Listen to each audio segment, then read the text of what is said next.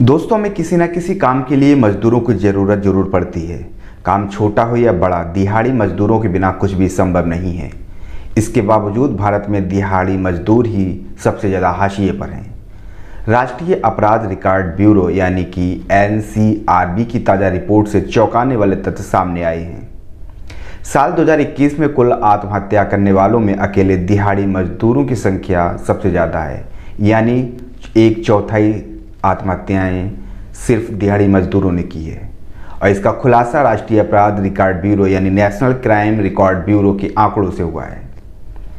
इस रिपोर्ट के मुताबिक एक चौंकाने वाला आंकड़ा सामने आया है। साल 2021 में 1,64,033 आत्महत्या के मामले सामने आए।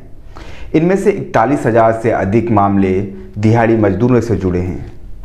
कुल आत्महत्या के मामलों में करीब 25% मौतों की संख्या दिहाड़ी मजदूरों के नाम दर्ज है, यानी देश में दिहाड़ी मजदूरों की ज़िंदगी सबसे ज़्यादा खतरे में है। अपनी दैनिक समस्याओं से परेशान होकर वो पहले से ज़्यादा संख्या में आत्महत्या करने के लिए मजबूर हैं। इससे पहले राष्ट्रीय अपराध रिकॉर्ड ब्यूरो की आत्महत्या 2019 की वार्षिक रिपोर्ट में भी ये खुलासा हुआ था कि किसानों की आत्महत्या में हल्की गिरावट आई है, लेकिन दिहाड़ी मजदूरों की आत्महत्या का प्रतिशत पिछले 8 वर्षों में 12% बढ़ा है।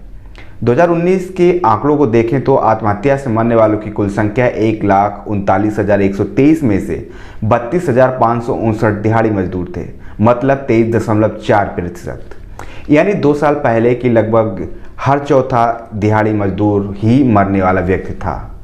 ये दर बढ़कर हर चौथे से ज़्यादा हो गया है। 2020 में दिहाड़ी मजदूरों की आत्महत्या दर 24.6 यानी 37,666 हो गई थी।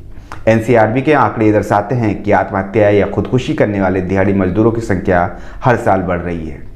इनमें पुरुषों की संख्या सबसे अधिक है।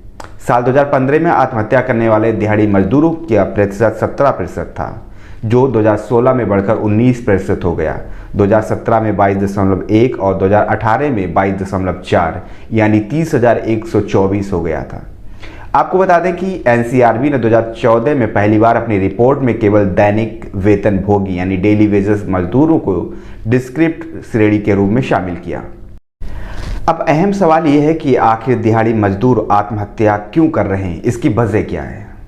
दरअसल दिहाड़ी मजदूरों की आत्महत्या करना कोई नई समस्या नहीं है जो अचानक से उभर कर आई है। ये तो बहुत पहले से चला आ रहा है, जो अब देश की अर्थव्यवस्था के लिए घोर संकट बन गया है। इस समस्या की शुरुआत वस्तु एवं सेवा कर यानी GST और नोटबंदी से हुई थी। मोदी सरकार के दौर में दिहाड़ी मजदूरों को पूरी तरीके से अनदेखा किया गया। मजदूर अपना श्रम लगाता है, उस श्रम पर उसका और उसके परिवार का हर रोज का भोजन टिका होता है और उन्हीं पैसों से वो 2 पैसों की बचत भी करता है। सरकार इन्हें इनका उचित मेहनताना नहीं देती है।